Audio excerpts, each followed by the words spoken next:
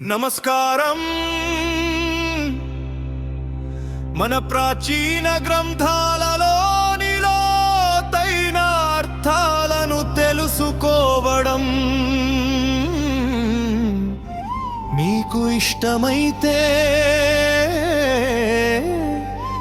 ఇప్పుడే మన ఛానల్ ని సబ్స్క్రైబ్ చేసుకోండి. పక్కనే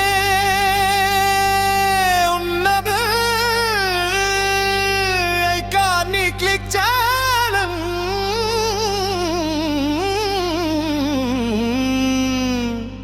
మర్చిపోకండి. ప్రధానాంశం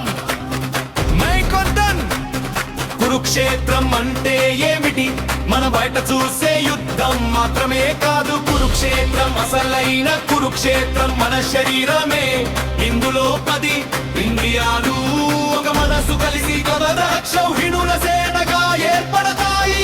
మనసు ఎప్పుడు ఇంద్రియాల వైపు లాగుతుంటే అది ఆసురి సంపద, చెడు లక్షణాలు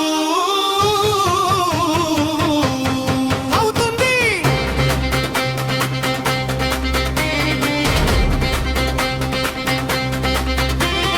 పాత్రల అంతరార్థం గీతలోని పాత్రలు కేవలం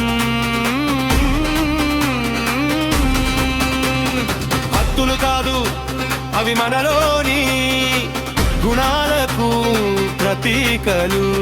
ధృతరాష్ట్రుడొట్టుగానానికి రూపం గాంధారి ఇంద్రియాలపై ఆధారపడే ప్రవృత్తి. దుర్యోధనను దుర్పుంటి, దుశ్శాసనుడు దుష్ట ప్రవృత్తి, కర్ణుడు విజాతీయ రూపం,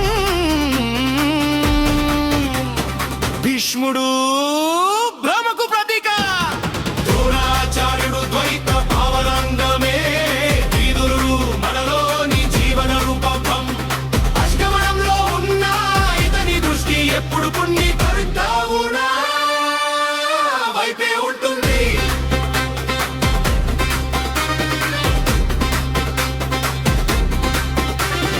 దైవీ సంపద వాసు సాసురి సంపద.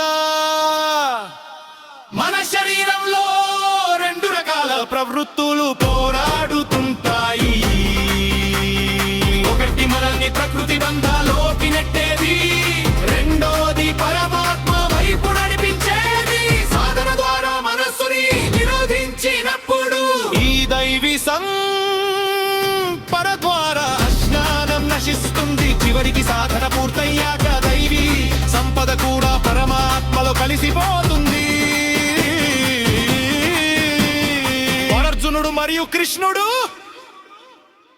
గీతలో సుమారు 34 పాత్రలు ఉన్నా మొదటి నుంచి చివరి వరకు కృష్ణుడితో ఉండేది అర్జును మాత్రమే.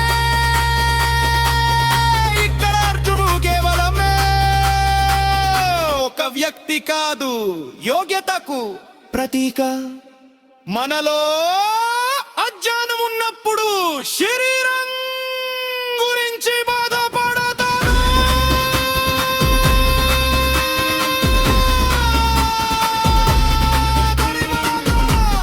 మనకు సనాతనమైనదని శరీరం నశ్వరమని బోధిస్తారా? ముగింపు చూశారుగా, భగవద్గీత అంటే కేవలం యుద్ధం కాదు, మన మనస్సులో జరిగే సంఘర్షణకు పరిష్కారం. ఈ వీడియో మీకు నచ్చితే లైక్ చేయండి మరియు మీ మిత్రులతో షేర్ చేయండి. ఇలాంటి మరిన్ని ఆధ్యాత్మిక విషయాల కోసం ఇప్పుడే మా ఛానల్ ని సబ్స్క్రైబ్ చేసుకోండి. ధన్యవాదాలు.